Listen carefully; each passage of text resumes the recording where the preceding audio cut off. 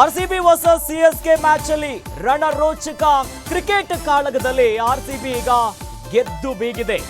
ಬದ್ಧ ವೈರಿ ಸಿಎಸ್ಕೆ ವಿರುದ್ಧ ಆದಂತಹ ಮ್ಯಾಚ್ ಇವತ್ತು ಚೆನ್ನೈನ ಎಂಬ ಚಿದಂಬರಂ ಸ್ಟೇಡಿಯಂನಲ್ಲಿ ನಡೆದಂತಹ ಪಂದ್ಯ ಇದು. ಇನ್ನು ಆರ್ಸಿಬಿ ಪರ ಕ್ಯಾಪ್ಟನ್ ರಜತ್ ಆಕರ್ಷಕವಾದಂತಹ ಅರ್ಧ ಶತಕವನ್ನ ಸಿಡಿಸಿದ್ದಾರೆ. 3 ವಿಕೆಟ್ ಪಡೆದಂತಹ ಹೆಸಲ್ವುಡ್ ಬಹಳ ಭರ್ಜರಿಯಾಗಿ ಪ್ರದರ್ಶನವನ್ನ ಕಂಡಿದ್ದಾರೆ. ಇನ್ನು ಆರ್ಸಿಬಿಯ ಮಾರಕ ಬೌಲಿಂಗ್ ದಾಳಿಗೆ ಸಿಎಸ್ಕೆ ತತ್ತರಿಸಿ ಹೋಗಿದೆ.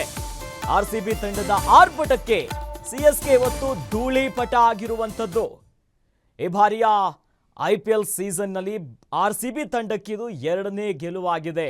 ಬಹಳ ಭರ್ಜರಿಯಾದಂಥ ಪ್ರದರ್ಶನವನ್ನ ಕೊಡ್ತಾ ಇದ್ದು, ಅದರಲ್ಲೂ ಕೂಡ ಇವತ್ತು ಬಹಳ ವಿಶೇಷವಾಗಿ ಸಿಎಸ್ಕೆಯ ನೆಲದಲ್ಲೇ ಚೆನ್ನೈನಲ್ಲಾಗಿರುವಂತಹ ಪಂದ್ಯ ಇವತ್ತು.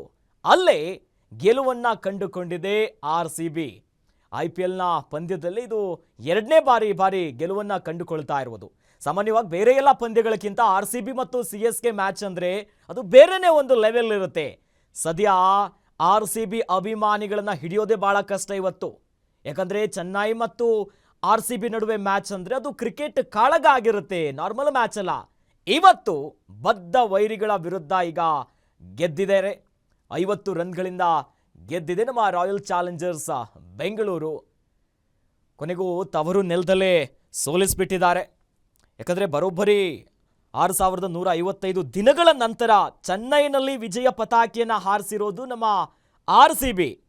IPL 2025ರ ಈ ಸೀಸನ್ನಲ್ಲಿ ರಾಯಲ್ ಚಾಲೆಂಜರ್ಸ್ ಬೆಂಗಳೂರು ಗೆಲುವನ್ನು ಕಂಡುಕೊಂಡಿರುವಂಥದ್ದು 2ನೇ ಮ್ಯಾಚಲ್ಲಿ. ಹಾಗಾಗಿ ಅದರಲ್ಲೂ ಕೂಡ ಅಂದರೆ ಆರ್ಸಿಬಿ ನೀಡಿದಂತಹ 197 ರನ್ಗಳ ಗುರಿಯ ಬೆನ್ನಟ್ಟಿದಂತಹ ಸಿಎಸ್ಕೆ ಆರ್ಸಿಬಿಯ ಉತ್ತಮ ಬೌಲಿಂಗ್ ದಾಳಿಗೆ ತತ್ತರಿಸಿ ಹೋಗಿಬಿಟ್ಟಿದೆ.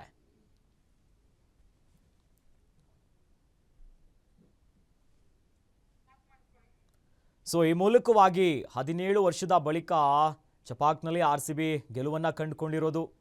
ಒಟ್ಟಿನಲ್ಲಿ ಇವತ್ತು ಆರ್ಸಿಬಿ ಅಭಿಮಾನಿಗಳಂತ ಅವ್ರನ್ನ ಹಿಡಿಯೋದಕ್ಕೆ ಸಾಧ್ಯವೇ ಇಲ್ಲ. ಯಾಕಂದರೆ ಆರ್ಸಿಬಿ ಚೆನ್ನೈ ವಿರುದ್ಧ ಇರುವಂಥ ಮ್ಯಾಚ್, ಜೊತೆಯಲ್ಲಿ ತಮಿಳುನಾಡಿನಲ್ಲೇ ಆಗ್ತಿರುವಂಥ ಮ್ಯಾಚ್.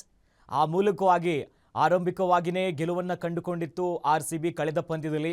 ಸದ್ಯ 2ನೇ ಮ್ಯಾಚಲ್ಲೂ ಕೂಡ ಇದು ಯಾವ ಮ್ಯಾಚು ಕೂಡ ದೇವರಿಗಲ್ಲ, ಅಭಿಮಾನಿ ದೇವರಿಗಂತಲೇ ಆರ್ಸಿಬಿ ಈ ಬಾರಿ ಉತ್ತಮ ಪ್ರದರ್ಶನವನ್ನು ಕೊಡ್ತಾ ಇದೆ. ಹಾಗಾಗಿ ಈ ಸಲ ಕಪ್ ನಮ್ಮದೇ, ಅತಿ ಶೀಘ್ರವಾಗಿ ಅದು ನಿಜವಾಗಲಿ.